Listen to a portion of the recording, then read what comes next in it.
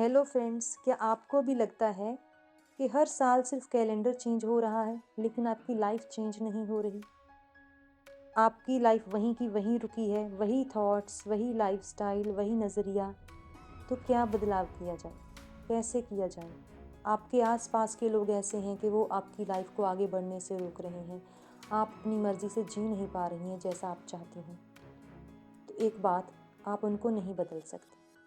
आप बदल सकती हैं तो खुद की कुछ आदतें। आज मैं बात करूंगी 3 ऐसी आदतों की जो आपकी लाइफ बदल देंगी। इनमें से तीसरी आदत बहुत ज़्यादा इम्पोर्टेंट है, तो शुरुआत करते हैं पहली से। पहली है स्टॉप कंपेयरिंग।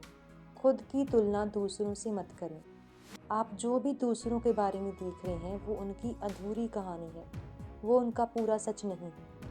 आप उनकी स्ट्रगल से नहीं जानते कि उनकी स्ट्रगल्स क्या हैं, उनकी स्किल्स क्या हैं, उन्होंने वहाँ तक आने में क्या क्या एफ़र्ट्स किए हैं, क्या सैक्रिफाइसेस किए हैं। हर किसी की अपनी एक कहानी होती है, तो खुद को कंपेयर ना करें। इससे आपको बहुत बड़ा नुकसान होगा।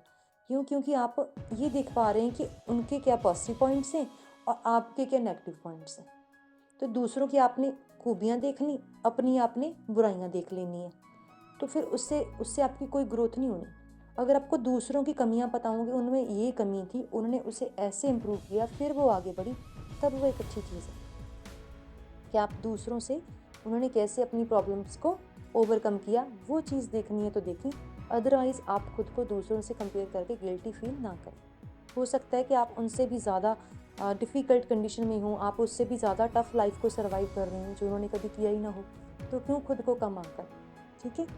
दूसरी बात जो है कि नेगेटिव लोगों को अवॉइड करें, क्योंकि वो आपको डायरेक्टली इनडायरेक्टली कंपेयर करते रहते हैं, आपको किसी ना किसी तरीके से कंट्रोल करते रहते हैं और ये चीज़ें आपको धीरे धीरे डिप्रेशन की तरफ लेके जाती हैं। इन लोगों को अवॉइड करने के 2 तरीके हैं। पहला तरीका, इनसे डिस्टेंस रख लें। दूसरा, अगर रिलेशन ऐसा है कि डिस्टेंस रखना पॉसिबल नहीं है, आप उनकी बातों पर रिएक्ट करना बंद करें। उनकी बातों को इम्पोर्टेंस देना बंद कर दें, ठीक है? कोई भी बात उनकी तब तक मायने रखती है जब आप उसको अपने दिल पे लेते हैं, अदरवाइज़ वो इतनी इम्पोर्टेंट होती नहीं है। और सबसे इम्पोर्टेंट एंड लास्ट पॉइंट क्या है कि अपनी हेल्थ पर फोकस करें। जब भी हेल्थ की बात आती है ना, हम लेडीज़ को लगता है कि हम तो घर का बना खाना खा रही हैं, अच्छे से नींद ले रही हैं, वॉक कर रही हैं, मेडिटेशन कर रही हैं, तो ओके है। तो ये ओके नहीं है। एक सबसे बड़ा इंडिकेटर, अगर सुबह उठने के बाद भी आप थका हुआ फ़ील करती हैं, आप एक पॉज़िटिविटी, एक फ्रेशनेस फ़ील नहीं कर रही, इट मीन्स कुछ गड़बड़ है। तो पहली चीज़ ये है कि आप अपने कुछ टेस्ट करवाएँ, एचबी, विटामिन डी, बी12 ऐसे कुछ टेस्ट करवाएँ। और अगर इन चीज़ों की कमी है, तो आप सप्लीमेंट्स लें और अपनी लाइफ़स्टाइल पे ध्यान दें। इन चीज़ों पर फ़ोकस करें। दूसरा है आपकी मेंटल हेल्थ।